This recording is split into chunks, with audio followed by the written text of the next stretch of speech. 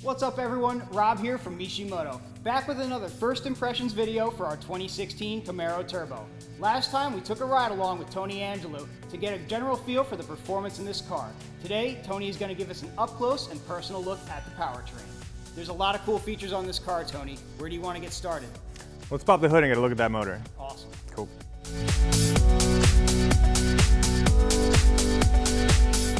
Alright, so we got the hood up on this Camaro, and it's kind of strange to open up the hood on a muscle car and see a 4-cylinder under there. Tony, let me know what you're thinking.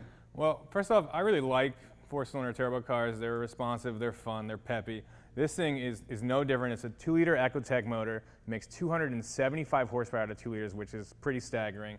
It does that because it's got variable valve timing, which gives you a nice broad power band, that intercooled turbocharger, and it is direct injected. This is a nice, stout setup. Yeah, they got a lot of extra room in here. If we take a look down there like we were talking about before, we have 3 heat exchangers that are actually stuffed into this area here. But there's still, even with all of those things packed in there, there's still room for more.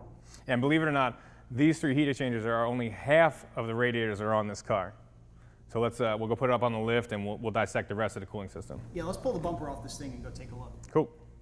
All right, so we have our Turbo Camaro up on the lift. We have the front bumper off so we can take a good look at the cooling package that Chevy put together for us. Yeah, and this is really quite a cooling package. Chevrolet did a really good job with this car. There's no less than 6 heat exchangers jammed in the front end of this Camaro. There are actually 3 radiators in the front of this thing. The main radiator and these 2 auxiliary radiators, they're part of the heavy-duty cooling and brake package that this thing was equipped with. We've also got some brake ducting here that's actually feeding this right through the front bumper. So if you're tracking this car, if you're taking this on some spirited driving, you're not going to get any brake fade out of it. And we have a horizontally mounted engine oil cooler that's going to pull all that heat out that's going to be created by the turbo. And you know, if you're beating this thing around, you're going to need that extra protection for sure. Yeah, turbocharged engines are notorious for making a ton of heat, and just having this to keep everything maintained at a nice low temperature is great. Absolutely.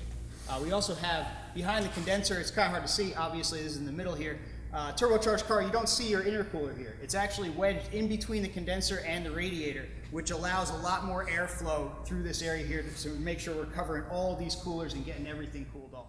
Yeah, and while Chevrolet did a really good job for a stock setup, I think there's a little bit of room for improvement. I think that these auxiliary radiators could be a bit bigger. There's room in the front here if you wanted to upgrade that oil cooler down the road if you're doing some serious driving or even racing with this thing.